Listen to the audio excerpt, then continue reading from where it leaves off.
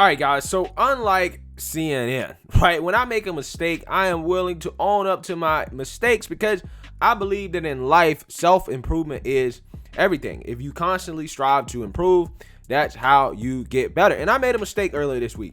As I talked about a memo that allegedly had came out from the Canadian government in which they were banning Let's Go Brandon, right? Because it sounded like people were using that in emails.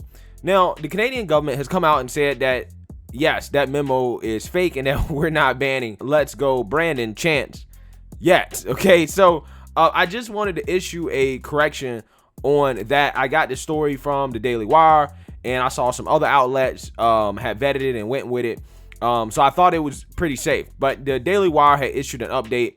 So I wanted to basically issue my own update and let you guys know that the Canadian government is denying that. But to make up for it, it's not like it's stopping the movement because apparently during an MLB post-game show, you can hear Red Sox fans chanting F Joe Biden over Alex Rodriguez as he's trying to commentate on what happened during the game. Now, this is on live TV and they do not bleep it out, and it is hilarious. Take a listen.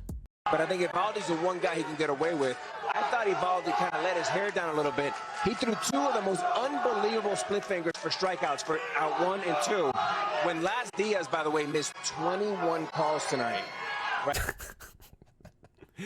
Bro, I love this movement. It's hilarious, man. It is absolutely hilarious. I'm actually starting to see left-wing commentators like Jimmy Dore talk about Let's Go Brandon and F Joe Biden, right? I'm actually starting to see that coming from left-wing commentators. So it's continuing to go viral. It is not letting up one bit. And again, I absolutely love it. It's probably one of my favorite things about 2021, right? With all the craziness going on. But speaking of Fs, right? Trump seems to be giving a huge F you and a middle finger to big tech as yesterday he announced that he will finally be launching his rumored social media platform Truth Social, right? Which is his attempt to fight against big tech. Now, this is super interesting because this right here seems to be legit, right? We've seen a lot of other things kind of come out. You know, Trump had his little page, right, where he was putting out messages and whatnot. And then you had Mike Lindell. He tried to put out his platform. That seemed that flopped. Parler tried to make a comeback. That's not really doing that well. So a lot of these platforms are flopping, right? After there was a huge movement when Twitter and Facebook and all these platforms banned Trump to have some type of alternative. However, again, over the year, it's kind of fell flat. Now, Trump comes out of nowhere with this new announcement that, again, I find to be fascinating, as it seems like you may actually be able to invest in this company, right, if you want to. At least that's what it sounds like. Don't quote me on that. But we're going to read a little bit about it, and then we're going to hear Donald Trump Jr. talk about it, and then I'm going to give you guys my opinion on this. Trump announces social media platform launch plan SPAC deal. Former President Donald Trump announced Wednesday he will be launching his very own media network, including a social media platform called Truth Social, in order to stand up to the tyranny of big tech. The app appears to be the first project of the Trump Media and Technology Group, which will list on the Nasdaq through a merger with Digital World Acquisition Group. According to an announcement tweeted out by spokeswoman Liz Harrington, the transaction values TMTG at up to $1.7 billion, Harrington said. The new company, which lists Trump's private membership club Mar-a-Lago at its address, will be chaired by the former president, who says that this group's mission is to create a rival to the liberal media consortium.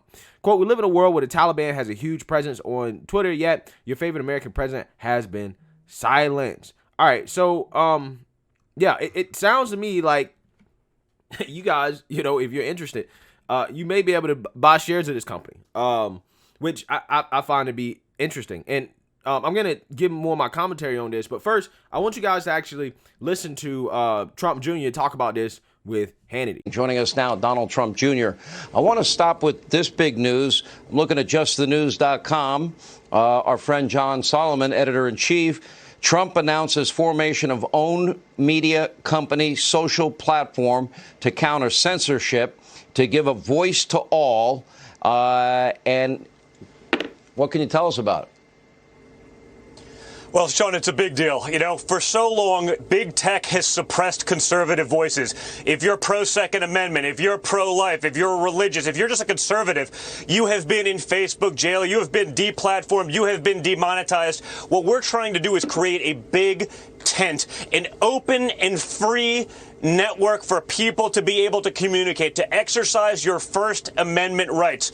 And so tonight, my father signed a definitive merger agreement to form what will ultimately be the Trump Media and Technology Group and Truth Social, a platform for everyone to express their feelings. Big tech and all of those on the left for so long, Sean, have been saying, well, if you don't like the rules that we really enforce only one way on our platforms, go create your own. And so we did just that. So that's going to launch very soon. We're going to be in beta testing in the next few weeks. Full launch first quarter of 22. It's going to be exciting, and we're looking to give a voice back to the American people. You saw what they did to the President of the United States. We want to make sure that Americans have a voice. No political discrimination.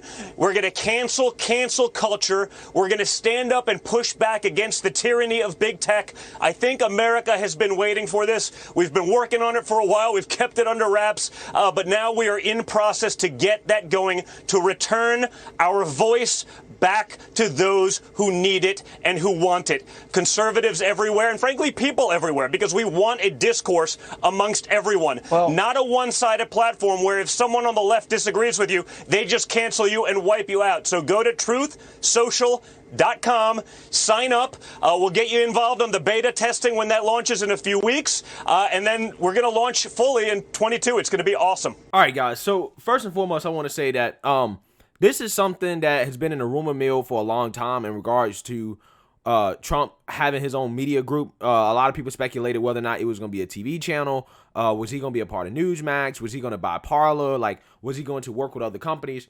And one thing about Trump that, you know, again, love or hate the guy, he has an ownership mentality, right? Where he's like, I'm not going to, you know, take part in somebody else's platform or get on somebody else's platform. I want my own platform, right? Unless it's Twitter, right? Obviously, he really wants to be on Twitter.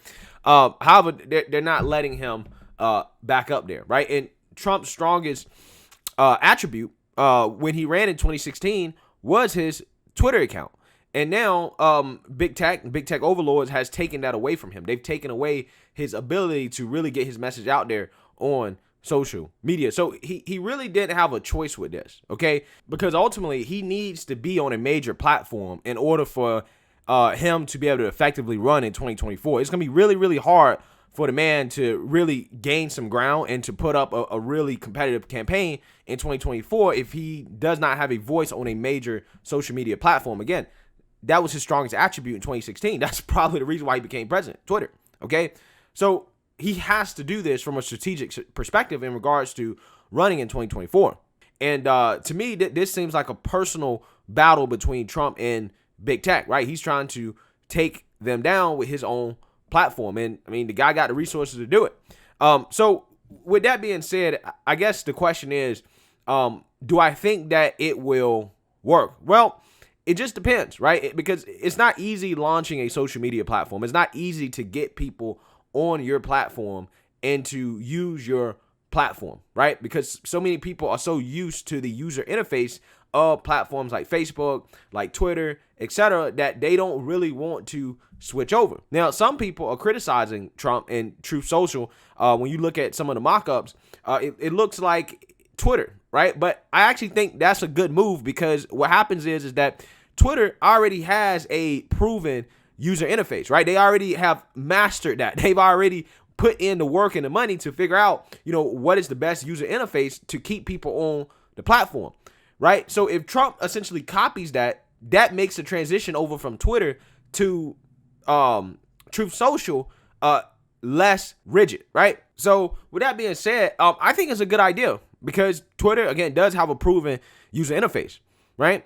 But with that being said, what will really matter is whether or not Trump's going to be able to get people that are not necessarily on the right on the platform. That's what it really comes down to. Are you going to be able to get people who are on the left, who are disaffected by big tech, who, you know, are tired of Twitter, who are tired of censorship? Are you going to be able to get those people on the platform? Are you going to be able to get major news networks on the platform? Are you going to be able to get journalists on the platform? Are you going to be able to get other politicians on the platform?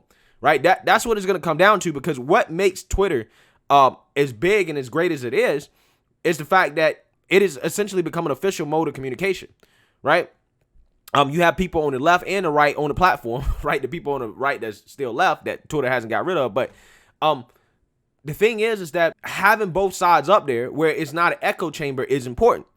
And I think that these other companies like Parler and, some of these other companies, where they actually failed is that they didn't do a good job of trying to recruit everybody to the platform, right? I think that that's going to be the main question. Can Trump get more than just people on the right on the platform? Because if the whole point is to have an open platform where people can discuss ideas without worrying about being censored. So if it's just one group of people up there that all have the same opinion relatively, then that kind of defeats the purpose, right? It makes the platform less relevant. The relevance of the platform will be determined by whether or not everybody's on the platform, okay? So that's the biggest question here. Now, I'm not sure if Trump can accomplish that. I honestly don't know. It's hard, right? It's a very, very, very difficult thing to do. But with that being said, we do know that there are people on the left who have been censored and that are tired of the big tech tyranny when it comes to this subject. So who knows? I mean, he may be able to get some people on the left on the platform, and you may have a platform with a variety of opinions that is truly open and does not have censorship. Maybe he can do it, because I have seen people on the left that have been pissed off about what's going on with big tech. But other than that, I mean, hey, it's really not that much to say until it actually launches. But it seems to me that this is the actual big project, and I'm excited to see how it goes. I mean, I always welcome more competition in the marketplace, and it seems that this may be publicly traded. So who knows? I mean, if it is, if people really believe in it, you might be able to invest. But let me know what you guys think. Make sure you like, comment, and subscribe. Most importantly, share a Black conservative perspective. Peace.